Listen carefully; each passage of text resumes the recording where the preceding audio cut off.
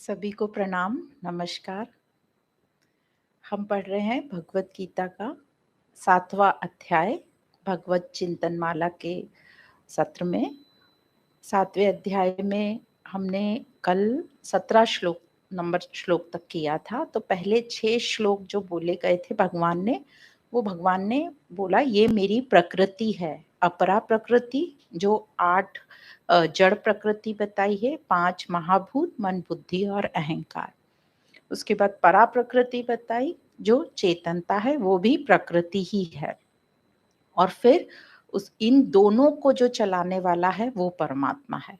तो क्षेत्रज्ञ और दोनों को चलाने वाला उत्तम पुरुष पुरुषोत्तम, ऐसे आगे भी हम पढ़ेंगे। फिर 7 से 11 नंबर के श्लोक तक भगवान की अभिव्यक्ति बताई कि भगवान किस किस रूप में अभिव्यक्त होता है। जैसे जल में रस बताया, सूर्य चंद्र में तेज बताया, पुरुषों में या प्राणियों में प्राण शक्ति बताई, इस तरीके से पुरुषों में जीवन शक्ति बताई। इस प्रकार हमको हर चीज में बताया, 17 अभिव्यक्तियां बताई गई। उसके बाद 12 से 15 श्लोक में भगवान कहते हैं कि कौन जो लोग हैं जो मुझे नहीं भजते, वो बुद्धिहीन, जो माया में लिप्त हैं, या जिन्होंने पशु से भी नीचे की जिनका बिहेवियर है। पशु तो भी मर्यादा में रहते हैं, पर मनुष्यों ने वो मर्यादा भी त्याग दी, पशु तुल्य जो जीवन जी रहे हैं, वो बुद्धिहीन मुझे नहीं पाते।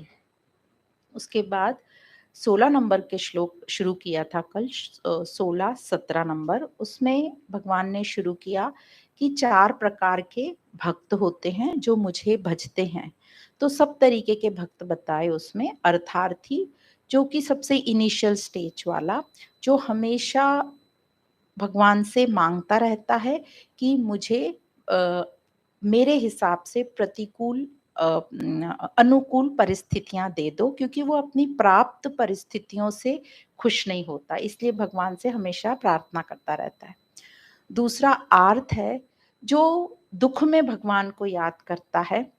उसके पास जो अपनी परिस्थितियों से खुश है, पर कभी कुछ उसको अपनी परिस्थितियां अपने हिसाब से अनुकूल नहीं लग रही, तो वो दुखी होकर भगवान को याद करता है। फिर तीसरा जिज्ञासु बताया। जिज्ञासु वह, उसमें इतनी ज्यादा भगवान को समझने की, जानने की उत्कंठा है कि वो तन मन धन सबसे लगा हुआ है कि किसी प्रकार मैं भगवान को, मतलब सत स्वरूप को, स्वयं को जान लूं, और वो इसको जिज्ञासु कहते हैं। तो उसके मन में भी एक कामना है, पर शुभ कामना है कि मैं सत्स्वरूप को जान लूं। फिर चौथा होता है ज्ञानी, जो भगवान को, उसको भगवान से इतना प्रेम हो गया, मतलब अब वो और तत्व, परम तत्व एक हो गए, अब उसको चाहत भी नहीं है, उसको कोई शिकायत भी नहीं है। मतलब ये सिर्फ ज्ञानी सबसे उत्तम है, जिसको 17वें श्लोक में भगवान ने कहा था ये मुझे अति प्रिय है, क्योंकि अब उसकी कोई इच्छा ही नहीं रह गई, उसका उद्देश्य मैं था और वो मेरे में लीन हो गया, इसलिए वो मुझे अत्यंत ही प्रिय है। तो इस प्रकार से 4 भक्तों की बात कही, और ये कहा कि ये चारों भक्त इसलिए कहे गए हैं क्योंकि इनका किसी न किसी प्रकार से मुझसे संबंध है, चाहे रो के मांगे, चाहे दुख में मांगे, चाहे अपने लिए सकाम भाव पुण्यों के लिए मांगे, पर वो मेरे से संबंध रखे हुए हैं। और फिर बताया कि जो 3 प्रकार के भक्त हैं, अभी जो आगे बताएंगे 18 नंबर के श्लोक में। अब ज्ञानी को, चौथे नंबर को अत्यंत प्रिय कह दिया, तो वो बाकी 3 का क्या, वो प्रिय क्यों नहीं है? तो ऐसा हो गया ना, माँ बाप बोल रहे हैं ये बच्चा मुझे अति प्रिय है, तो बाकी के 3 बच्चे सोच रहे हैं कि मैं क्या प्रिय नहीं हूँ, हम प्रिय नहीं हैं। तो हमें हमेशा ये बात समझनी है कि हमारे भी बच्चे होते हैं, पर जो हमारा कहना, जैसा हम चाहते हैं वैसा करते हैं, तो हमें जरा थोड़े से विशेष करके प्रिय होते हैं। बाकी प्यार तो सभी बच्चों के लिए होता है, पर एक उसमें एक विशेष प्यार रहता है। तो उसी प्रकार ये जो ज्ञानी है, क्योंकि वो भगवान जैसा उन्होंने कहा है कि ये मनुष्य जन्म मुझे प्राप्त करने के लिए, और वो ज्ञानी वही कर रहा है। जिज्ञासु तो अभी चल रहा है, तो कहीं कहीं वो बीच बीच में बह भी जाता है। तो ज्ञानी को कह रहे हैं अत्यंत प्रिय है, पर बाकी 3 भी मुझे प्रिय हैं। तो अब 18 नंबर के श्लोक में बताएंगे भगवान कि बाकी 3 को वो क्या कह रहे हैं और ज्ञानी को विशेष रूप से और क्या कह रहे हैं। तो श्लोक नंबर 18, इस प्रकार है, उदारः सर्व एवेत ज्ञानी त्वात्मेव मे मतम् आस्थितः स हि युक्तात्मा मामेवानु उत्तमां गतिम्।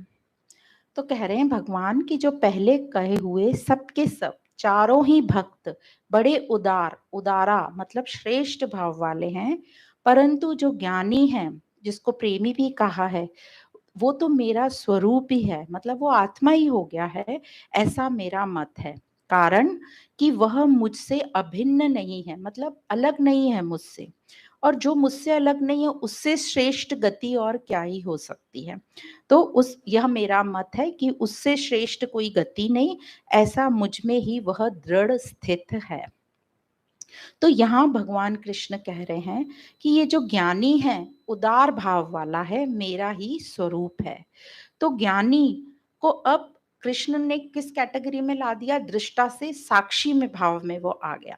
साक्षी मतलब अब उसे मुक्ति की भी चाहत नहीं, अब उसे कोई भी कामना चाहत नहीं रह गई। जिज्ञासु को तो अभी शुभ कामना है ना कि मुझे मुक्ति चाहिए, मुझे भगवत प्राप्ति चाहिए। अब ये जो साक्षी है, क्योंकि वो वही हो गया, तत्व में लीन हो गया, तो अब उसकी कोई भी कामना बाकी नहीं रह गई, उसकी कोई इच्छा नहीं, क्योंकि वो मुक्त ही हो गया है। अब उसे संसार से न राग है न द्वेष है, कोई शिकायत नहीं है, और ऐसा किसी भी प्रकार का विचार उसके मन में नहीं आता। तो ऐसे ज्ञानी को श्रेष्ठ प्रिय कहा गया है, क्योंकि ऐसे व्यक्ति अपने आप में ही उन्होंने भगवान को समर्पित कर दिया। जैसे बोलते बर्फ का टुकड़ा पानी में जाके उसी में गल गया, तो वो पानी ही हो गया। गया था वो नापने पानी की गहराई, पर उसी में लीन हो गया। वैसे ही ये भक्त, ज्ञानी भक्त तत्व में लीन हो गया। अब जो पहले तीन भक्त कहे गए हैं, अर्थार्थी, आर्त और जिज्ञासु, ये उदार भाव वाले कहे गए हैं।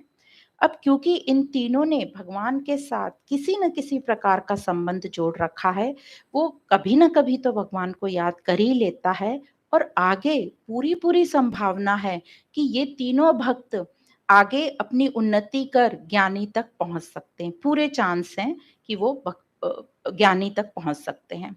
पर जो भगवान के अलावा अन्य को भजते हैं, उनको क्या कहा गया है? उनको कहा गया है अल्प मेधा कहा गया है, मतलब कम बुद्धि वाले कहा गया है, एकदम न्यूनतम बुद्धि वाले। ये आगे 23rd नंबर के श्लोक में भी आएगा।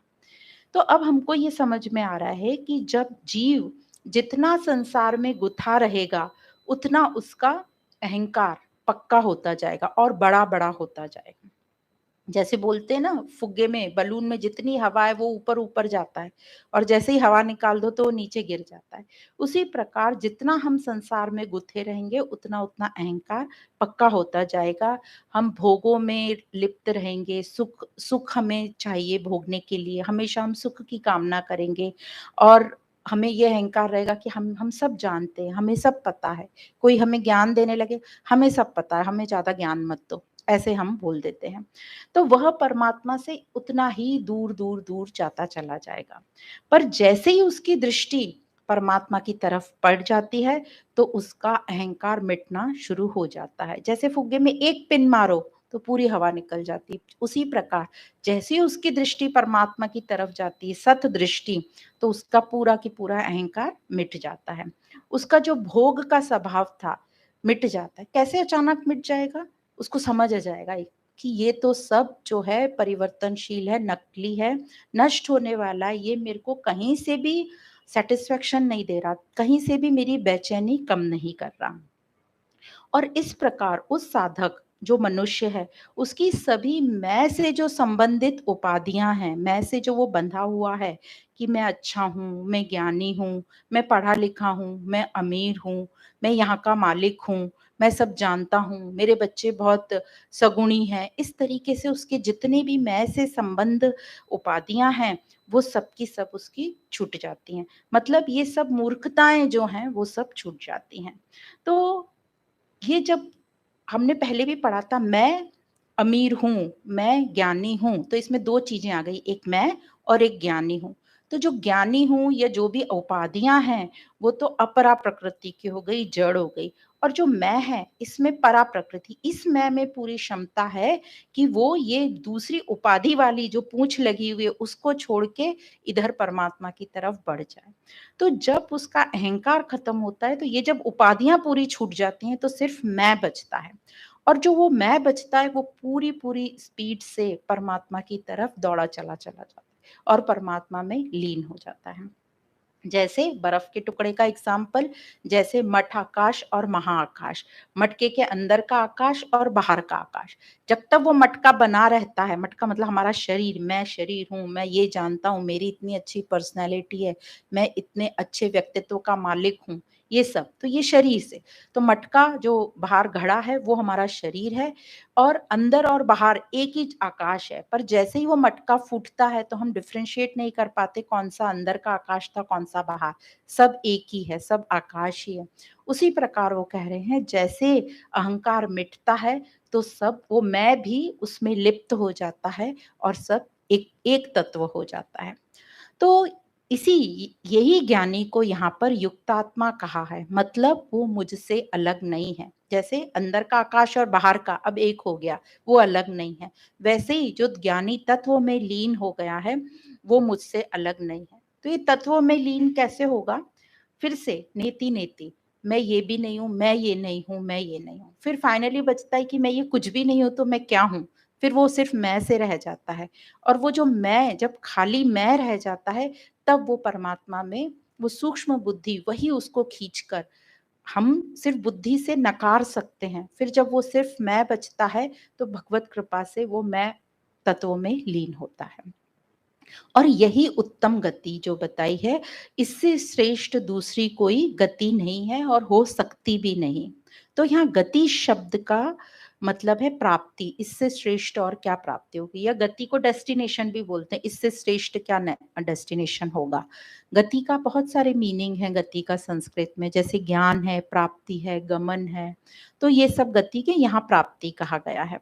तो इस प्रकार जो तत्व ज्ञानी है वह ब्रह्म तात्विक तत्व में एकत्व हो जाता है। तो ज्ञान की भाषा में इसको ब्रह्म ज्ञानी कहते हैं, जो तत्व में एक हो जाता है। और भक्ति में, श्रद्धा में उसको कहते हैं, उसमें आत्मिकता, वो आत्मिकता से एक हो गया। क्योंकि यूजुअली आपने देखा है भक्त में भक्त और भगवान को वो अलग रखते हैं, भगवान को अपने से श्रेष्ठ रखते हैं और अपने आप को दास कहते हैं, पर हैं वो एक ही। वो बोलते हैं आत्मिक भाव से मैं भगवान का हुआ, तो उनको कहते हैं आत्मिक भाव। तो ज्ञानी और भक्त ये एक ही हैं, सिर्फ बोलने की या उनका जो रास्ते हैं थोड़े थोड़े अलग हैं, पर बात एक ही है। तो ये जो ज्ञानी है ये कैसे यहाँ तक पहुंच गया? तो उसके दो रास्ते बताए हैं, दो तरीके बताए हैं। ये जो ज्ञानी पहुंचा ये तो अपनी स्वतः की दृढ़ता से पहुंचा है। तो हम जो भी कुछ करना चाहें, यदि उसमें हमारी स्वयं की पक्का निश्चय या दृढ़ता रहेगी तो हम वो काम कर ही लेते हैं, कितना भी मुश्किल हो, कुछ भी हो, कितनी भी हमें संघर्ष करना हो, कितनी भी हमें कीमत चुकानी हो, हम कर ही लेते हैं। और दूसरा होता है अभ्यास। तो नित्य निरंतर अभ्यास से भी जो हमारी दृढ़ता है, दृढ़ता हमारे में आती है, वो पक्का निश्चय आता है। तो अभ्यास नित्य निरंतर चाहिए, क्योंकि यदि अभी हमारे में इतनी दृढ़ता नहीं है, हम सुन रहे हैं और समझ रहे हैं और कर रहे हैं धीरे धीरे, हम ये जो बातें कही गई ये महात्माओं की कही गई हैं, उनमें वो कैपेसिटी थी स्वतः कर लेने की। हम अभी उतने, हम में से काफी लोग उतने सक्षम नहीं है कि हम स्वतः कर लें, तो हमें अभ्यास की जरूरत है। तो अभ्यास भी हमें, नित्य अभ्यास हमारे में वो दृढ़ता लाएगा। तो नित्य निरंतर अभ्यास चाहिए, इसलिए नित्य निरंतर शब्द बहुत इंपॉर्टेंट है। नित्य निरंतर अभ्यास भगवान ने कई जगह कहा है। 6th अध्याय में भी जब अर्जुन ने पूछा था कि कैसे इस मन को कंट्रोल करें, तो एक ही, अभ्यास और वैराग्य, यही बताया गया था। नित्य निरंतर अभ्यास से वैराग आएगा। आगे भी 15 नंबर के श्लोक अध्याय में भी कहेंगे कि इस विवेक रूपी तलवार से, विवेक और वैराग रूपी तलवार से तू अपनी इन आसक्तियों को कट कर दे, उसी से कट कर सकते हैं, यही इसका तरीका है। तो इस प्रकार भगवान कह रहे हैं कि ये जो ज्ञानी ने स्वतः दृढ़ता करी है और अभ्यास से हम कर सकते हैं, तो हम इन दोनों का साथ लेके आगे बढ़ सकते हैं। इसमें जो एक बहुत इंपॉर्टेंट चीज और भी होती है, संगति। तो इसलिए कहते हैं संगति हमारी अच्छी रखो।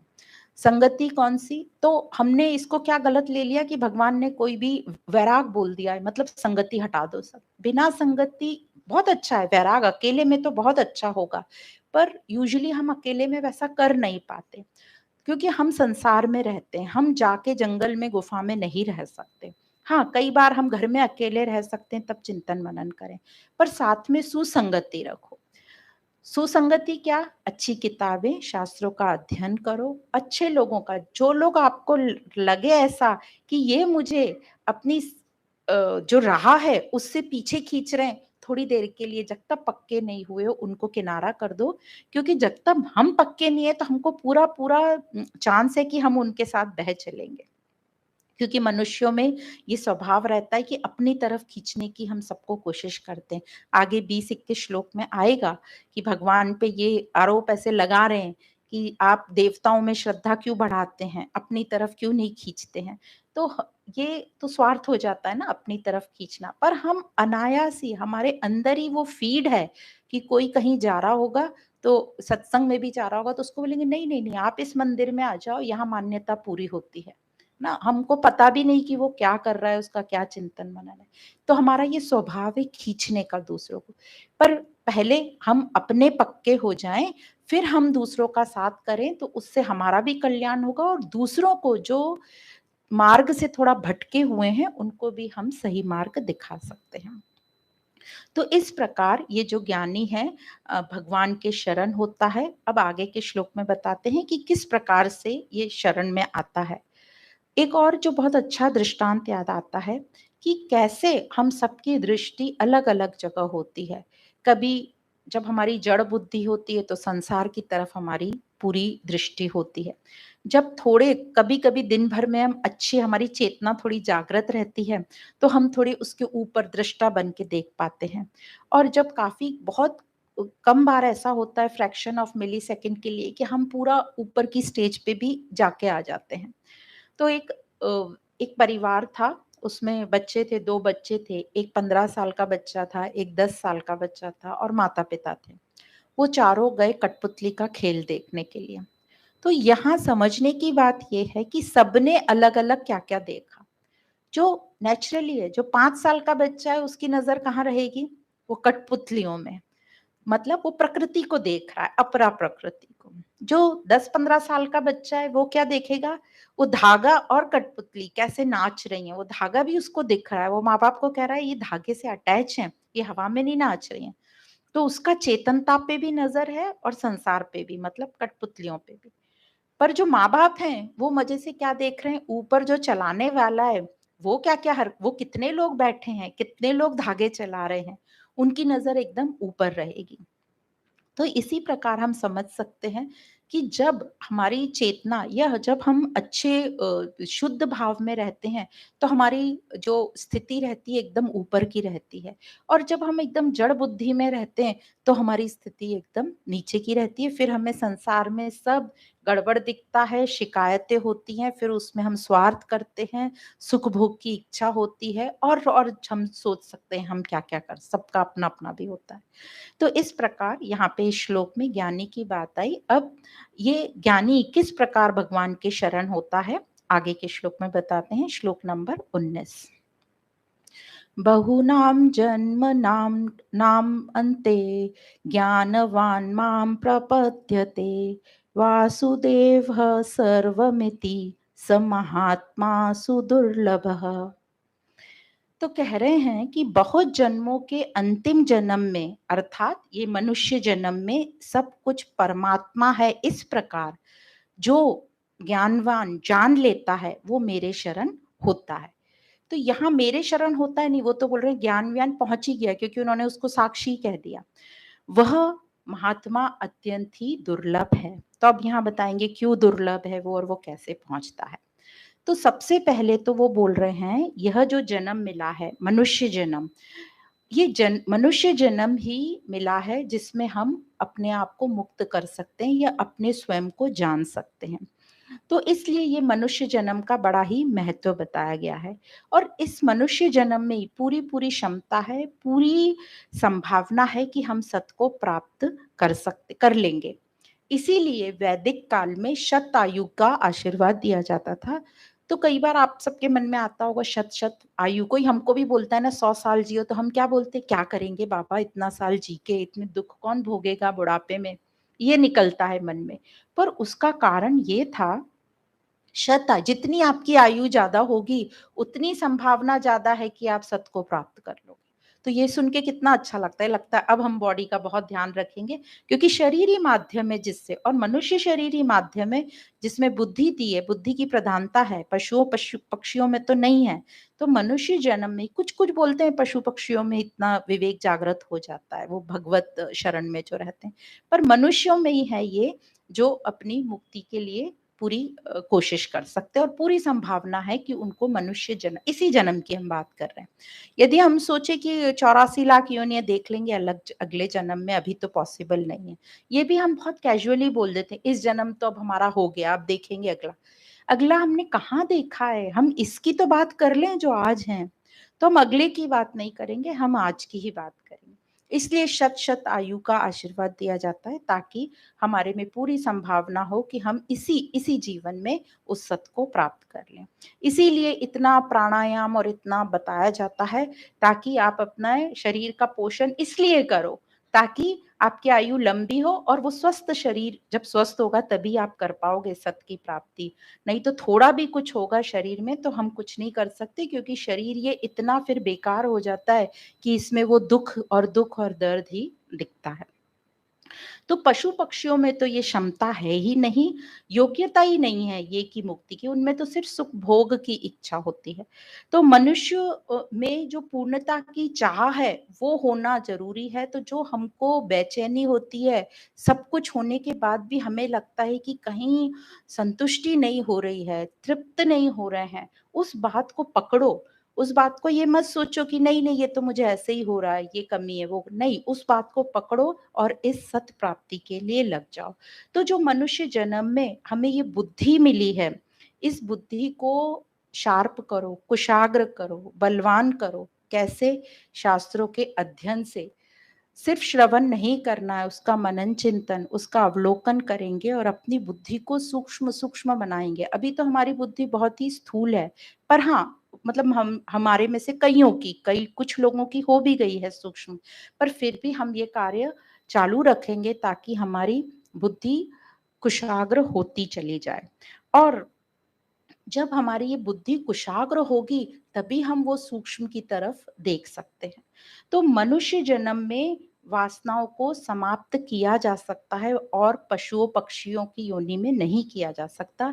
इसलिए मनुष्य जन्म में भगवान ने ये हमें अधिकार दिया है, स्वतंत्रता दी है कि हमारा उद्धार हम कर सकते हैं। हमारे पास चॉइस है, अधिकार है कि हम रास्ता चुन सकते हैं कि हमको कैसा जीवन चाहिए, इस जीवन को हमें सार्थक बनाना है या भोग में ही लिप्त रहना है। तो गीता के 9th अध्याय में भी कृष्ण ने कहा है, कई लोग ये इसलिए बोल रहे हैं क्योंकि कई लोगों को लगता है अरे नहीं हम तो बहुत ही बेकार हैं, बहुत दुराचारी हैं, हमने बहुत पाप किए हैं, हम नहीं कर पाएँगे। तो आगे 9th अध्याय में भगवान कहते हैं कि दुराचारी से दुराचारी भी, नीच से नीच योनि वाला भी, कोई भी अपना कल्याण कर सकता है। बस वो शुभ दिन की देरी है। जैसे कल कहा, जिस दिन आप ये संकल्प कर लोगे कि मुझे तो ये जीवन नहीं चाहिए, ये उगता गया मैं इस जीवन से, मुझे सुख-दुःख से ऊपर उठना है, मुझे ये भय नहीं चाहिए रोज का, वही दिन शुभ, मुझे शुभ कामना, मुझे सत्स्वरूप अपने आप को जानना है, एकत्व होना है। तो जब ये शुभ संकल्प आ जाएगा, वही दिन शुभ है, वही मुहूर्त, वही दिन और वही हमारी संपत्ति है।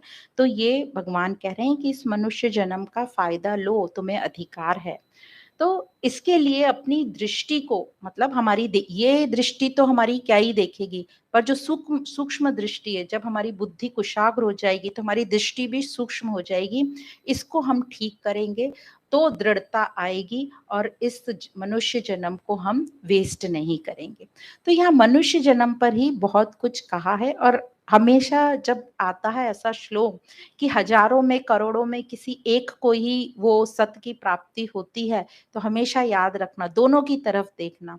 वो एक मैं हो सकता हूँ, और जो ये बाकी के बचे हुए जिनको वो सत की प्राप्ति नहीं हुई है, वो क्या ऐसा कर रहे हैं कि उनको नहीं हो रही, वो मुझे नहीं करना। तो दोनों को देखकर हम अपनी उन्नति में लग जाएँगे। तो यहाँ भगवान यही बार-बार कह रहे हैं अर्जुन को कि अर्जुन, तू कोई अपना संकल्प मत रख, मतलब स्वार्थ का संकल्प मत रख, तू ऊँचा संकल्प मत रख। तो अब ये हमेशा बात आती है, अर्जुन को बोल दिया तू संकल्प मत रख। अब संकल्प नहीं रखेगा तो युद्ध कैसे करेगा? कुछ तो संकल्प रखना पड़ेगा ना उसको, तभी हम कोई कार्य करते हैं। तो भगवान ये कह रहे हैं कि तू अपना कोई निजी संकल्प, स्वार्थ वाला संकल्प मत रख, पर तू शुभ ऊँचा संकल्प रख। तू सिर्फ निमित्त मात्र बन जा और तू युद्ध कर अर्जुन, युद्ध कर। अब क्या बोल रहे हैं भगवान अर्जुन को कि तू ऊंचा संकल्प रख। ऊंचा क्या संकल्प रखेगा कि तेरा कल्याण भी हो और सबका कल्याण हो तेरे साथ। और तू सिर्फ, भगवान उसको युद्ध करने को नहीं बोल रहे हैं, भगवान उसको ये भी बता रहे हैं कि कैसे युद्ध रखना है, करना है और किस उद्देश्य से युद्ध करना है। तो उद्देश्य तेरा क्या होना चाहिए? कल्याण का। तो कल्याण के उद्देश्य से तू युद्ध कर। और कैसे युद्ध करना है? निष्काम भाव से, अकर्ता बन के, निराशा बन के। मतलब ये मत सोच कि फ्यूचर में क्या होगा। उसने कई सारे ऐसे दिए ना आंसर कि ऐसा होगा, फिर पितरों का क्या होगा। तो फ्यूचर का मत सोच, तू समभाव में स्थिर हो जा और युद्ध कर। तो ऐसे काम करने से, निष्काम भाव से काम करने से क्या होगा? उसकी सारे जो विषयों से संबंध था अर्जुन का, वो आसक्ति जो थी वो सब समाप्त होगी। पुराने राग द्वेष उसके मिट जाएंगे और जो नई कामनाएं वो उत्पन्न नहीं होंगी कि राज मिलेगा या नहीं मिलेगा तो मैं क्या करने वाला हूँ, ऐसी वाली कामनाएं उत्पन्न नहीं होंगी। और इस प्रकार वो निष्काम भाव से काम करेगा तो वो सब राग द्वेष, सुख दुख, द्वंद्वों से मुक्त हो जाएगा। तो इसी को भगवान कह रहे हैं कि अर्जुन, निस्वार्थ भाव से, तू अपना स्वार्थ मत रख, निस्वार्थ भाव से, उच्च भाव से तू युद्ध कर। और कैसे? निष्कामता से। तो अब इस श्लोक में वासुदेव सर्वम भी आया है। अब वासुदेव सर्वम वो बता रहे हैं, ऐसे हम एक बात समझ लें कि महासर्ग, मतलब जब ये सृष्टि बनी थी उसके पहले, तो महासर्ग के आदि में एक परमात्मा ही था। और महासर्ग के टाइम उसके पास कुछ था नहीं, वही ऐसा कहते हैं प्रकट हो गया सब तत्वों के रूप में। अब इसमें भी हमको समझना है, ये सिर्फ बोला गया है प्रकट हो गया, ये तो सब हमारा भ्रम है। जैसे 2 क्लास पहले भी बोला था, जैसे अंधेरे में हमें रस्सी सांप दिख रही है, वैसे ही अज्ञानता में हमें परमात्मा की जगह ये संसार दिख रहा है। तो यहाँ बताने के लिए महासर्ग के आदि में एक भगवान ही अनेक रूपों में प्रकट हो जाता है। और महाप्रलय के बाद या अंत में कौन बचता है? एक परमात्मा ही बचता है। तो इस प्रकार आदि और अंत में एक ही भगवान रहता है, तो बीच में दूसरा भगवान आने की कहीं गुंजाइश ही नहीं है। इसलिए वासुदेव सर्वम आगे और भी बहुत सारा दिया है, समझाया है। तो बीच में दूसरा कहाँ से आएगा? मतलब एक ही है, वासुदेव सर्वम। क्योंकि वही संसार की रचना में भगवान ही सब कुछ बन गया और अंत में उसी ने अपने आप को समेट लिया। जैसे मकड़ी के जाले का एग्जाम्पल देते हैं उपनिषदों में, मकड़ी अपने अंदर से ही वो थूक लार निकालती है, जाला बनाती है और फिर वही पूरा जाला समेट लेती है। इसलिए सब वासुदेव ही है। जैसे एग्जाम्पल भाष्यकार देते हैं, गहनों की, आभूषण, ज्वेलरी की हम डिजाइन देखते हैं, तो जब तक हमारी दृष्टि डिजाइन पे, चमक पर रहती है, तब तक हमारी दृष्टि वो सोना या जो भी है उसमें मूल तत्व उस पर नहीं जाती। तो उस पर नहीं जाती, तो उसी प्रकार जब तक संसार में हमारी दृष्टि इन सब ग्लैमर, रूप, रंग, उपाधियों पे रहेगी, तब तक हमारी दृष्टि परमात्मा पर जा ही नहीं सकती। तो इस प्रकार आगे भी कहते, कब जाती है फिर दृष्टि? जब गहनों से हटकर, मतलब डिजाइन से हटकर जब हम देखते हैं, वो कब होता है? तो आपने सबने महिलाओं ने एक्सपीरियंस किया होगा कि जब हम अपने गहनों का डब्बा निकालते हैं और फिर हम सोचते हैं आज इनमें से जो जो डिजाइन वाले पसंद नहीं है उनको हम हटा देते हैं, तब लगते हैं इनकी तो वैल्यू है ना, ये तो गोल्ड है, डायमंड है। तब हमको पता चलता है। तो उसी प्रकार नेति-नेति जब हम करेंगे तभी हम अपने सत्स्वरूप तक आएँगे। तो हमको ये जो रूप, रंग, उपाधियाँ हैं उनको कहीं न कहीं ये बोलना पड़ेगा कि ये डिज़ाइन या ये रंग रूप मुझे अभी थोड़े टाइम के लिए पसंद नहीं है, इनसे मुझे हटकर देखना है, तब मुझे परमात्मा की तरफ मेरी दृष्टि जा सकती है। तो इसी प्रकार हम कोशिश करते रहेंगे और नेति-नेति वाले ही फ़ॉर्मूला से हम आगे बढ़ते जाएँगे। तो हमें श्रवण के साथ अध्ययन करना है, जैसे बोला नित्य अभ्यास से ही हमारे में स्वयं में दृढ़ता आएगी और उसी प्रकार अभ्यास से वैराग आएगा, विवेक जागृत होएगा, वैराग आएगा और हम अपनी आसक्तियों को काट पाएँगे। तो साधक जब अपने को जानने को निकलता है, तो पहले तो थोड़ी विरक्ति आती है, थोड़ी-थोड़ी आती है। पहले तो जिज्ञासु रहेगा, फिर थोड़ी-थोड़ी विरक्ति आएगी। फिर अपने वो जब थोड़ी और प्रोग्रेस करेगा तो उसको दृढ़ निश्चय होगा कि नहीं यही सत्य है, यही जो आत्मज्ञान है यही मुझे ऊपर खींचेगा, यही मुझे जानना है और फिर उसे धीरे-धीरे वैराग आता है।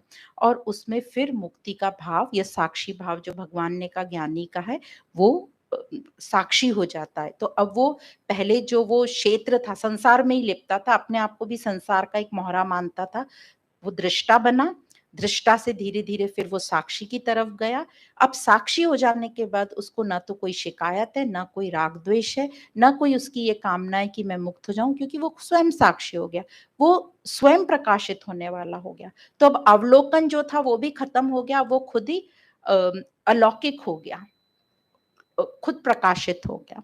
तो इस प्रकार कहते हैं कि ज्ञानी जो है साक्षी तक आ गया और इस ज्ञानी की जो साक्षी हो गया है, उसके आनंद का कोई ठिकाना ही नहीं रहता।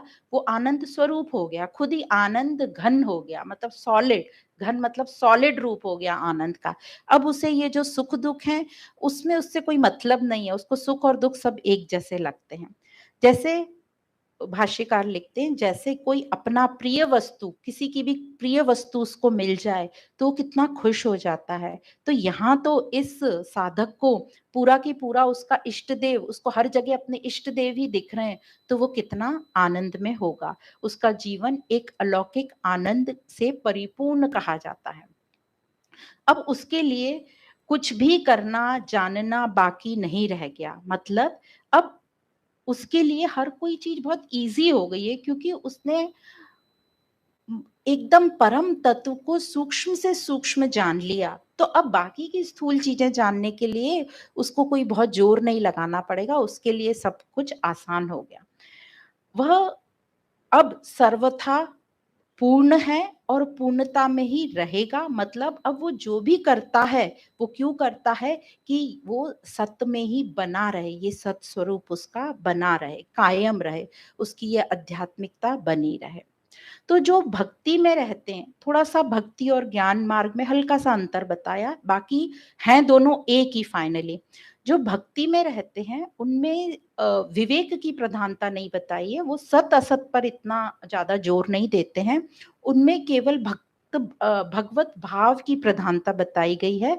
वो संसार को भगवत रूप देखकर ही उसकी सेवा करता है और अ, जब उसका ये भगवत भाव बहुत पक्का हो जाता है, अधिकता में आ जाता है, तो जो स्वयं भक्त है, वो उसकी सेवा और जिसकी वो सेवा कर रहा है, वो तीनों एक हो जाते हैं। तो कहते हैं सेवा में पहले तो सेवक अलग रहता है, सेवा रहती है और सेव्य रहता है। पर जब उसकी अधिकता हो जाती है, इतना प्रेम हो जाता है कि ये तीनों एक, वो आत्मिकता आ जाती है उसमें। उनका शरीर भी फिर जड़ नहीं रहता, वो शरीर को भी ऐसे भगवान की शरण हो गया मेरा शरीर। जैसे मीराबाई का एग्ज़ाम्पल दिया जाता है कि वो भगवान के याद में इतनी लीन हो गई थी कि उनको अपने तन-मन का भी भान नहीं था।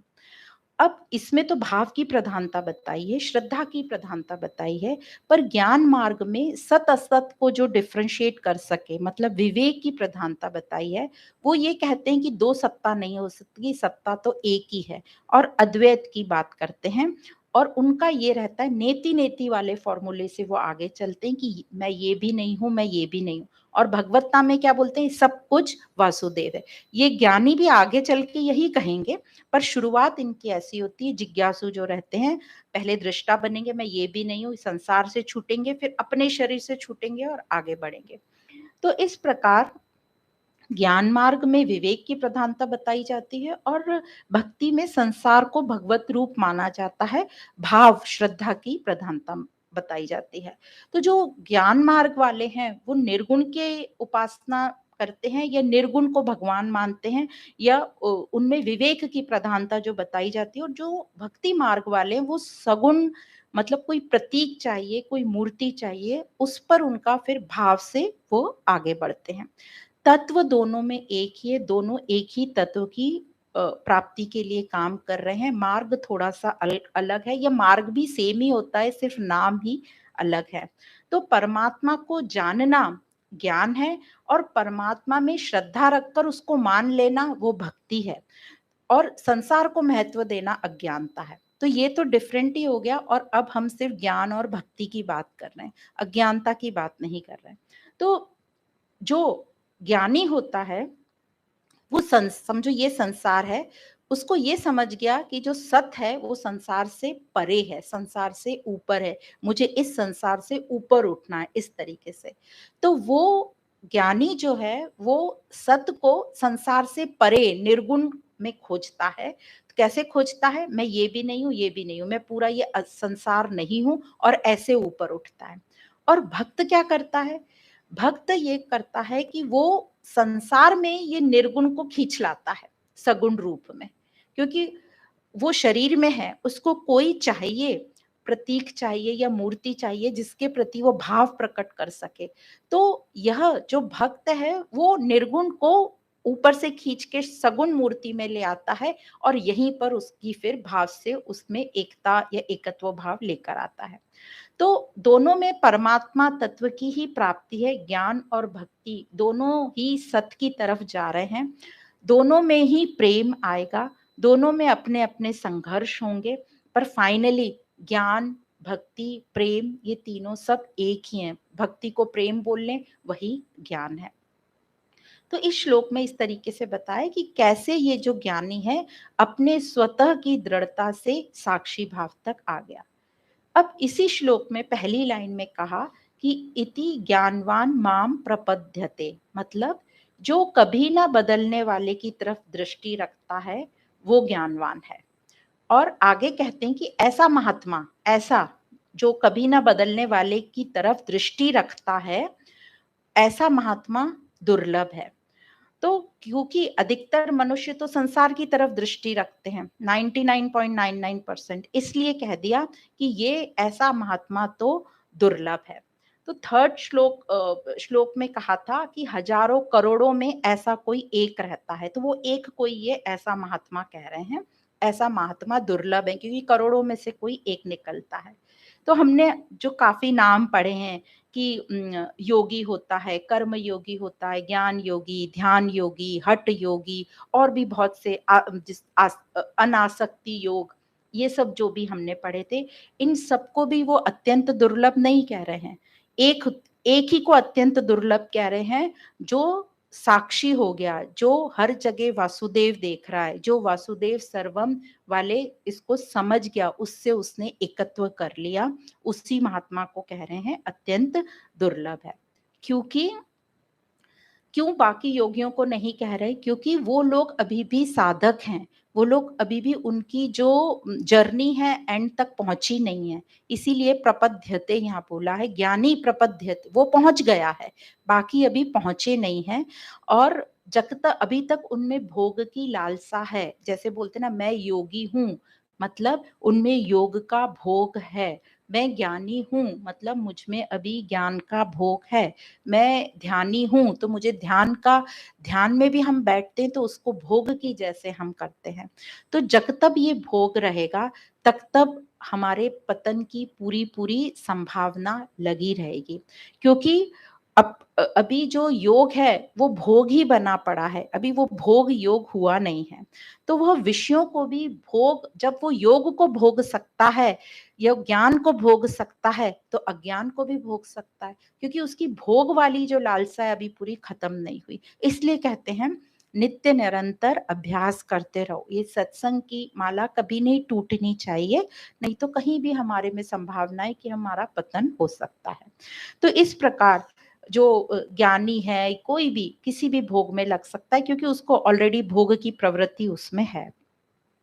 तो जब ये भोग की प्रवृत्ति पूरी तरीके से समाप्त होगी तभी उसका योग कहलाएगा, और तभी वह कहलाएगा कि ये अत्यंत ही दुर्लभ वाली कैटेगरी में चला गया, महात्मा हो गया, तब वो महात्मा कहलाने लायक होगा।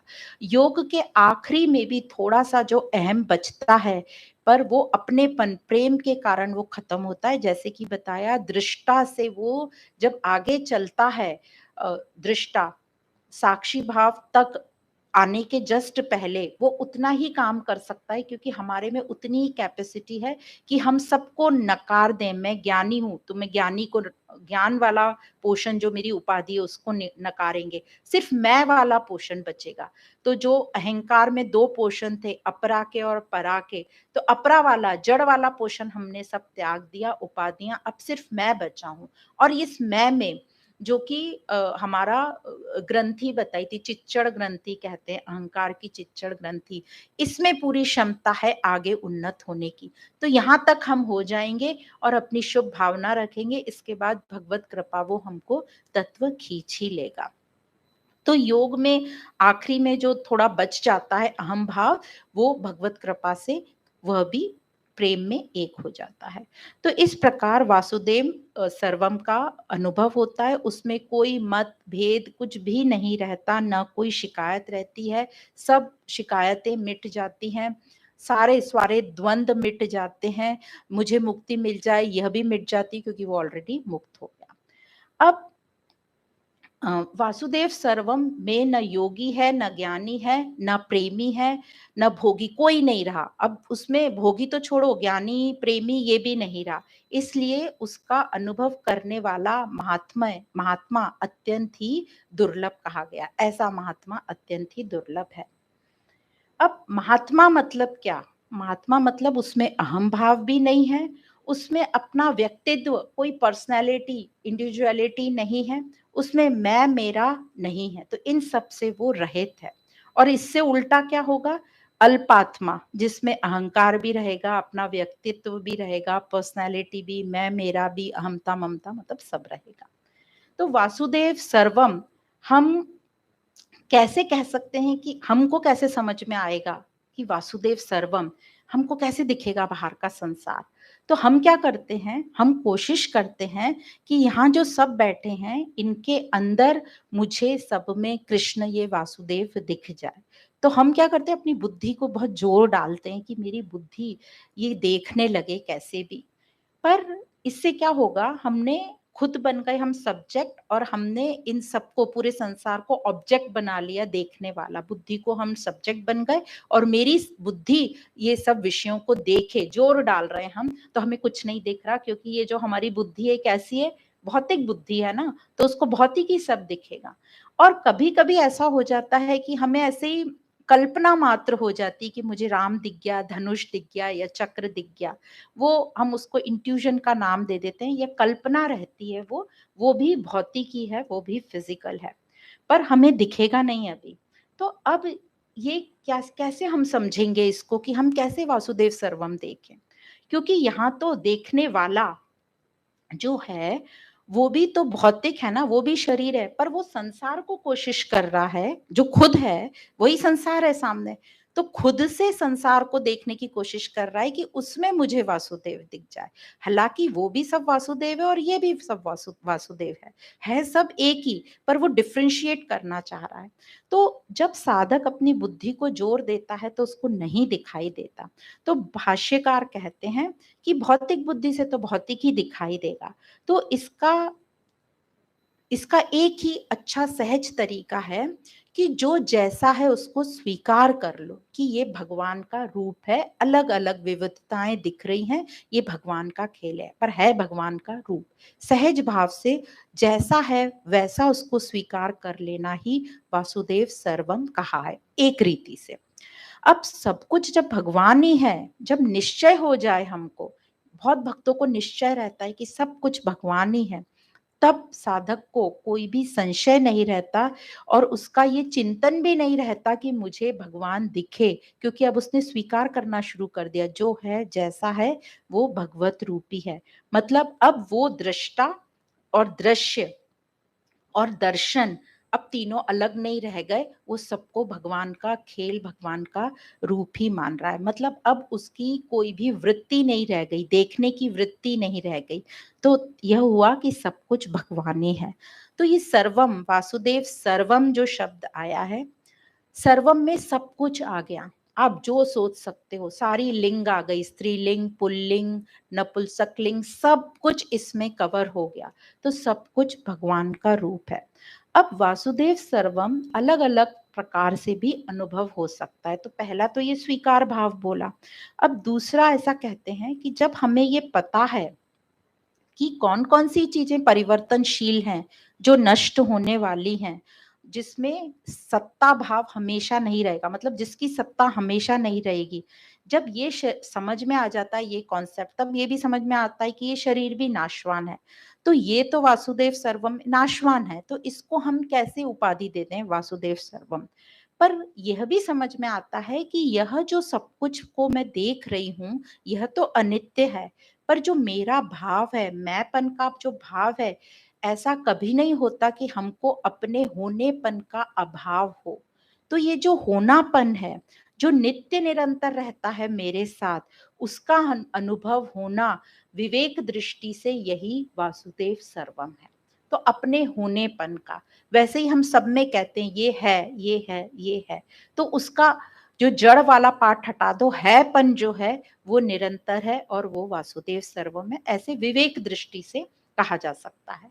फिर युक्ति की दृष्टि से देखें तो यही कि सृष्टि से पहले भी भगवान था, सृष्टि के बाद भी भगवान अकेला ही है, तो बीच में किसी दूसरे का कोई काम नहीं हो सकता, मतलब भगवान ही भगवान है, मतलब वासुदेव सर्वम। इस दृष्टि से युक्ति लॉजिकल थोड़ा लगाया। फिर विश्वास की दृष्टि से जो भक्त लोग करते हैं, सीधा सरल तरीका कि मेरे तो गिरधर गोपाल, दूसरा ना कोई, मतलब मेरे तो एक भगवान ही है, दूसरा कोई है ही नहीं। मतलब वो जिसको देखते हैं उनको अपना भगवान का रूप मानते हैं, दूसरा कोई है ही नहीं। तो यह विश्वास से वासुदेव सर्वम वाली अनुभव कर सकते हैं। तो इस पर एक बहुत अच्छा दृष्टांत आता है। एक बार एक गांव में संत लोग पानी भर रहे थे कुएं पे से। तो पानी भरते भरते वो आपस में डिस्कस कर रहे थे कि ब्रह्म, एक संत दूसरे को, शिष्यों को समझा रहा था कि ब्रह्म ऐसा होता है, जीव ऐसा होता है, जगत ऐसा होता है। तो वहां गांव वालों ने उनकी कुछ बातें सुन ली। तो जब गांव वालों ने बातें सुनी तो वहीं गोपियां भी थी, उनसे पूछा कि भाई, ये जो संत लोग बात कर रहे हैं, ये ब्रह्म क्या है, जीव क्या है, जगत है, ये क्या है, क्या बात कर रहे हैं, ब्रह्म कौन है। तो गोपियां तो बहुत ही सहज थी, प्रेम में लीन थी। तो उन्होंने कहा, अरे ये संत लोग है ना, तो ये संत लोग तो अपने बाल गोपाल की ही बात कर रहे होंगे, उनके ही कोई सगे संबंधियों की बात कर रहे होंगे, क्योंकि संत हैं तो उनको बाल गोपाल के अलावा और कोई बात तो पता ही नहीं होती है। तो ये कोई अपने संत संबंधियों की ही बात कर रहे होंगे, तो मतलब ब्रह्म कौन है, वासुदेव सर्वम।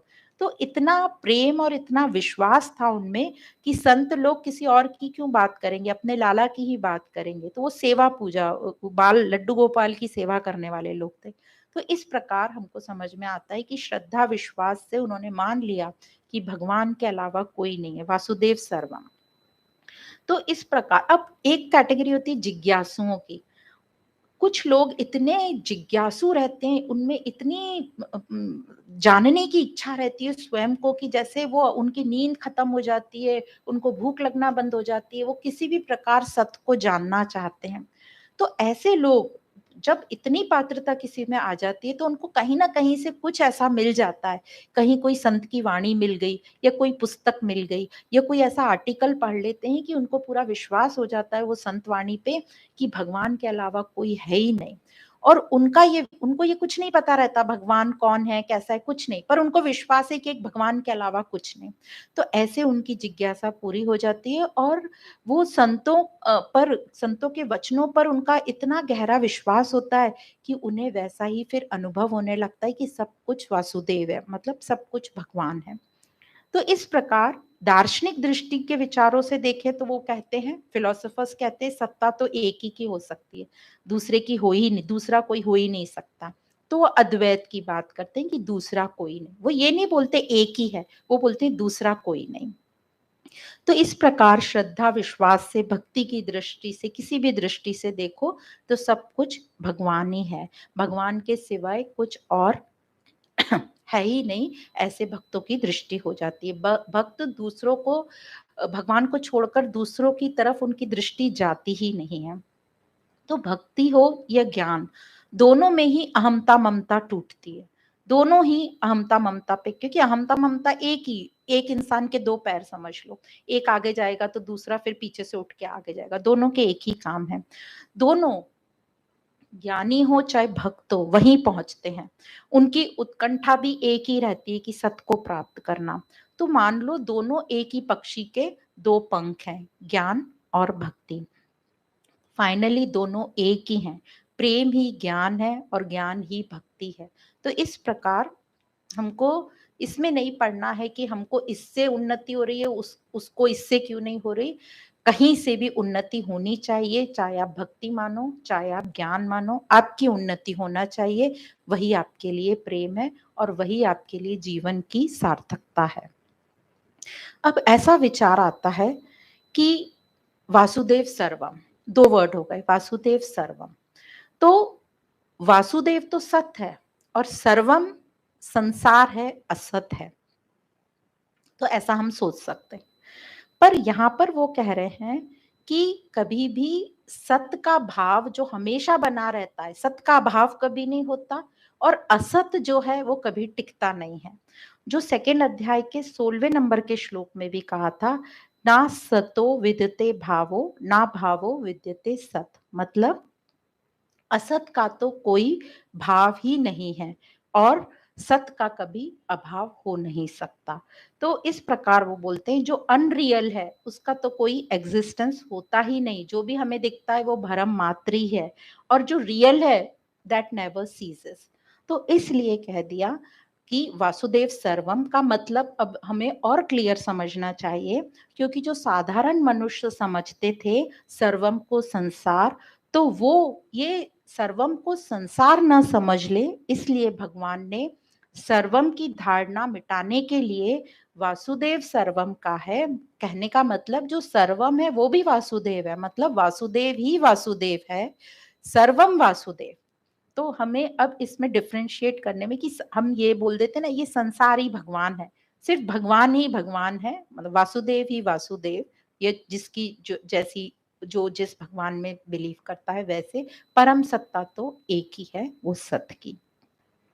तो इस प्रकार हमने यहाँ तक देखा 16 से 19 नंबर के श्लोक में, यहाँ तक भगवान ने बताया कि जो भगवान को महत्ता और सत्ता देता है वह भगवान की शरण हो जाता है। अब आगे 20 नंबर से 22 नंबर के श्लोक में, ये तीन श्लोक 20, 21, 22 में भगवान बता रहे हैं कि देवताओं के शरण जो होने वाले मनुष्य हैं उनका वर्णन आगे करने जा रहे हैं। तो हम ले लें आगे श्लोक नंबर 20। ते हृज्ञाना प्रपद्यन्ते अन्य देवता तं तं नियमास्थाय प्रकृता नियता स्वया।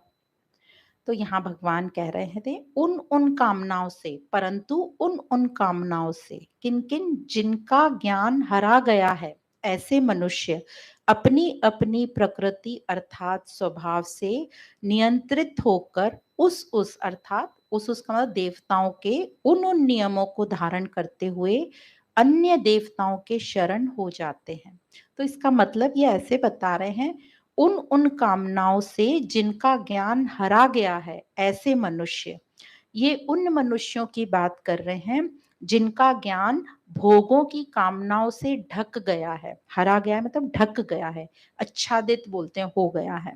तो ये कहना चाहते हैं कि ये जो मनुष्य शरीर है, जो हमें विवेक बुद्धि मिली है भगवान को प्राप्त करने के लिए, पर हम इसे प्राप्ति में नहीं लगा रहे, सत की प्राप्ति में, पर कामनाओं की पूर्ति में ही लगाए हुए हैं। सुख की इच्छा को ही कामना कहा गया है। तो भोग की, मैं ये भोग लूं, मैं और सुख उठा लूं, मैं सुख के लिए संग्रह कर लूं, ये सब जो इच्छाएं उसकी बात कर रहे हैं। तो सेम इस तरीके का शब्द आया था 15 नंबर के श्लोक में। वहां कहा था कि मनुष्यों का ज्ञान माया से ढका हुआ है। यहाँ कामना कहा है, वहां माया कहा था। वहां तमोगुण बताया था, झूठ, फरेब, ये। तो वहां पर जो मनुष्य थे जड़ पदार्थों का आश्रय लेते थे, उन्हीं को महत्व देते थे, मतलब संसार को। और उनमें तमोगुण की प्रधानता होने के कारण आलस था, तो उनमें दुष्टता थी, वो झूठ, फरेब इसका साथ लेते थे, और इस कारण से वो नरक पाते थे। मतलब नरक का हमने कल मतलब समझा था। यहाँ पर ये कह रहे हैं मनुष्यों का ज्ञान ज्ञान कामनाओं से ढका हुआ है। यहाँ पर मनुष्य को अपनी कामना पूर्ति करनी है। वहां भोग नहीं था, वहां सिर्फ आलस था, और अपने, हाँ वैसे। तो यहाँ पर मनुष्य कामना पूर्ति के लिए देवताओं का आश्रय लेता है, वहां किसी का आश्रय नहीं ले रहा था। वहां जड़ संसार से झूठ, फरेब, लूट पाट करके अपना काम चला रहा था। हाँ, यहाँ पे राजसिक है, वहां पे तामसिक थे। तामसिक की वहां प्रधानता थी, यहाँ राजसिक की प्रधानता है। तो यहाँ कामनाओं के कारण, कामना तो है उसमें, रजोगुण की कामना, रजोगुण ज्यादा है। तो यहाँ पर उसको नरक ना बोल के कह दिया कि जन्म मरण या सुख दुख, सुख दुख में वो चलता रहता है। तो यहाँ आप कह रहे हैं कि कामनाओं के कारण विवेक ढका हुआ है, और ढका होने से वो अपनी प्रकृति, प्रकृति मतलब स्वभाव के परवश है, कामना का स्वभाव बन गया, तो अपने स्वभाव के परवश हैं। और ऐसे लोग जिनका विवेक ढका जा चुका है, उनमें इम्प्रूवमेंट की जल्दी गुंजाइश नहीं होती जब तक वो थोड़ा सुसंगति में आए। तो यहाँ प्रकृति जो कह रहे हैं वो स्वभाव कह रहे हैं। पर जो मनुष्य यदि सुसंगति रखे और जो राह पर चल पाए, तो वो ये अपना स्वभाव, स्वभाव में जो दोष है उसको चेंज कर सकता है, उसको छोड़ सकता है। यही जो है मनुष्य जीवन का इम्पोर्टेंस है, कि हमको चॉइस है, हम क्या छोड़ें और क्या एक्सेप्ट करें। तो वो अपने इस दोषों को शुद्ध कर सकता है, मतलब निर्दोष बनने में उसके पास चॉइस है। तो जब तक उसमें कामना पूर्ति का उद्देश्य रहेगा, तब तक तो वो अपने दोष नहीं मिटाएगा। उसको लगेगा कामना पूर्ति, मुझे भोग करना है, भोग, सब सुख का भोग करना है, क्योंकि वो इसके स्वभाव, अपने स्वभाव के परवश है। पर जब उसमें ये कामना पूर्ति ऐसी लगेगी, वो ठान लेगा कि नहीं नहीं ये गलत बात है, मुझे इससे ऊंचा उठना है, इससे मुझे लाभ नहीं हो रहा बल्कि नुकसान ही हो रहा है, मेरी नींद उड़ रही है, मुझे चिंताएं खाई जाती हैं, या मेरी प्रकृति या मेरा शरीर खराब हो रहा है। तो जब जैसे ही वो निर्णय करेगा, उसमें एक बल आ जाएगा। ये बल की बात हमने पहले भी करी कि जैसे ही आसक्ति रहित, कामना रहित होंगे तो एक बल आ जाएगा। तो ये बल अपने स्वभाव को सुधारने में मदद करेगा और आगे ले जाएगा। पर कामना पूर्ति के लिए ये लोग, ये देवताओं की बात आ रही है ना, तो ये जो लोग थे जिनका कामनाओं से ज्ञान ढका हुआ है, ये अपनी कामना पूर्ति के लिए कुछ उपाय ढूंढते रहते हैं। वहां पर 15 नंबर के श्लोक में वो माया, माया मतलब अज्ञान, तमोगुण था। तो वो उपाय नहीं ढूंढते थे, वो सोचते थे मुझे पका पकाया कहीं से चुरा लूं, कहीं से हड़प लूं, ऐसा था। यहाँ पर वो अपनी कामना पूर्ति के लिए चोरी, ऐसा तमोगुण नहीं है, रजोगुण है, क्रिया है, क्रियाशील है। तो एक्टिविटी कुछ करना चाहते हैं, तो ये कोई ना कोई ढूंढते हैं तरीका। अब ये सस्ता तरीका ढूंढते हैं, तो इसको कहा है कि देवी देवताओं को पूजने लगते हैं, और अनेक उपाय ढूंढते, ये उपास कर लो, ये यात्रा कर लो, ये तप कर लो, ये दान कर लो, इससे हमारी कामनाएं पूरी होंगी। तो उन्हें ये उपाय बताने वाले भी बहुत लोग मिल जाते हैं, क्योंकि नीड होती है तो नीडफुल करने वाले भी लोग मिल जाते हैं। ये तो मार्केट है, जो चाहिए वो मिलेगा। तो ये कामनाएं भी अनेक प्रकार की होते हैं, जितने लोग संसार में उतनी कामनाएं होती हैं, तो उतने ही अनेक देवी देवता भी प्रकट हो जाते हैं। तो इस अमुक देवता से अमुक कामना पूर्ति होती है, जैसे हम सब जानते ही हैं। इसका इधर दान दो, इस समय धर्म करो, ये करो तो इससे पुण्य मिलेगा। तो अधिकतर लोग सब ये पुण्य में लगे हुए हैं। तो यहाँ यही बोल रहे हैं, कामना जितनी कामना है उतने देवी देवता खड़े हो गए। तो इस प्रकार लोग उपाय और विधियों में फंसे रहते हैं या धारण करते रहते हैं। इस हाँ, जो वेदों का जो पहला कर्म कांड है, पहला भाग, उसमें ये सब आएगा। अपन वेदांत पढ़ रहे हैं, तो उसमें इसलिए भगवान ने भगवत गीता में कहीं भी कर्म कांड या ये कोई बात ही नहीं है। तो इस प्रकार मनुष्य अन्य देवताओं देवियों को शरण लेता रहता है। अन्य देवता मतलब मनुष्य ने देवताओं को एक अलग सत्ता, अन्य सत्ता दे दी, परम सत्ता से अलग सत्ता है, तो इसलिए इसको अन्य बोल दिया, जो कि परमात्मा सत से बिल्कुल अलग है। अब वो सत से अलग है तो क्या हो गया? ओनली सत इज नित्य, बाकी उसके अलावा सब क्या है? नष्ट होने वाले हैं। इसलिए जो उनको फल मिलेंगे वो कैसे रहेंगे? नष्ट होने वाले मिलेंगे। इसलिए वो रेगुलरली उनको उनके पास शरण में लेना पड़ता है, जाना पड़ता है, मांगते हैं, उतनी मिलता है जितना भी लिमिटेड टाइम है, और फिर वो उनका जो फल है वो नष्ट हो जाता है। और फिर उसी प्रकार वो सुखी दुखी होते रहते हैं। तो ज्ञान किसी से भी ढका हो, माया से हो या कामना से हो, दोनों का अतिक्रमण किया जा सकता है और करना ही पड़ेगा, वही जागरूकता है। और उस प्रकार अतिक्रमण करके हमारे ज्ञान को हम उजागर कर सकते हैं, क्योंकि ज्ञान कभी नष्ट नहीं होता, बस वो हरा गया है, ढका गया है, चाहे कामना से हो चाहे माया से हो। तो 15th नंबर श्लोक में ज्ञान को माया द्वारा बताया गया है, जहां मनुष्य में तमोगुण की प्रधानता होती है और रजोगुण बहुत कम होता है, वो आलस में रहता है, वो आसुरी संपदा वाला वहां बोला गया है, झूठ फरेब लूट पाट ये वो सब करता है। उसकी कामनाएं ज्यादा नहीं होती, बस आलस में वो रहते हैं। उनको अर्थ अर्थ आसक्ति भी बोल सकते हैं, पर उनमें भोगों की ज्यादा इच्छा नहीं रहती है। इनमें जड़ता विशेष बताई है। पर जो अभी 20वें नंबर के श्लोक में हम पढ़ रहे हैं, यहाँ ज्ञान को कामना से ढका हुआ बताया है। यहाँ रजोगुण की प्रधानता और तमोगुण की गौणता, मतलब तमोगुण बहुत कम है। यहाँ भोगों की इच्छा मुख्य बताई है, इसलिए ये देवी देवताओं के शरण में जाते हैं। और ऐसा कहते हैं, जो माया वाला से, जो पहले हमने 15 नंबर में पढ़ा था, माया से जो ढका है, और यहाँ में फर्क ये है कि ये देवी देवता में जाते, इनकी चेतना थोड़ी जागृत रहती है उन लोगों से जिनका माया से ढका रहता है। तो ये थोड़े थोड़े से उनसे उनकी श्रेणी ऊपर बताई है। तो इस प्रकार इस श्लोक में बताया गया है कि कामना पूर्ति के लिए मनुष्य देवी देवता की शरण लेते हैं। और क्यों ये इजी वे है ना, क्योंकि कामना का त्याग नहीं करना चाहते वो, और यदि वो सत्ता के पास जाएंगे, परम सत्य के पास, तो वहां तो त्याग करना पड़ेगा, तो वो नहीं करना है। हमें ये कामना पूर्ति, यही सुख भोगना है, इसलिए वो यहीं पे ही नीचे की श्रेणी में देवी देवताओं के पास जाते हैं, क्योंकि वो इजी वे होता है। यही हम आगे और कंटिन्यू करेंगे। तो आज हमने 19, 18, 19 और 20 नंबर का श्लोक किया। पूर्णमदः पूर्णमिदं पूर्णात् पूर्णमुदच्यते पूर्णमादाय पूर्णमेवावशिष्यते। ओम शांति शांति शांति।